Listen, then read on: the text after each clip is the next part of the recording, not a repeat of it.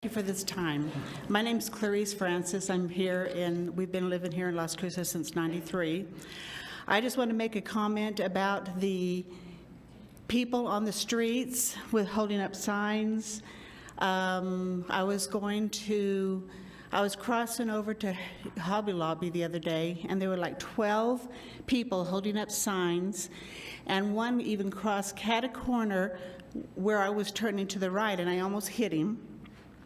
And he was making rude gestures and waving and tossing rocks at my car.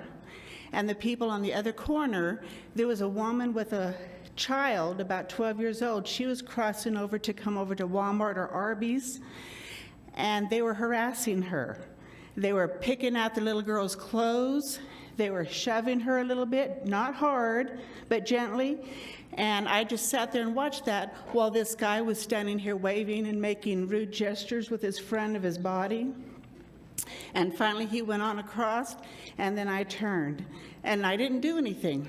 Later on, I was coming up to Marshall's, and the same thing was happening up on Telshore and Loman. There was about 6 people on the corner. There's people on every corner on that whole area, and they're starting to spread out.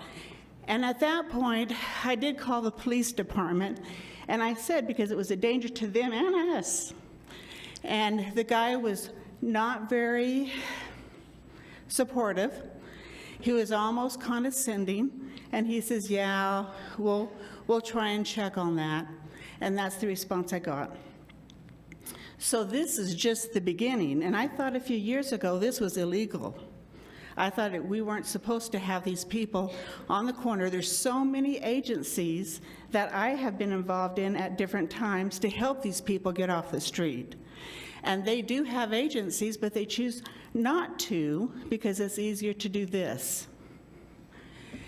And I'd like you guys to do something about that. Thank you.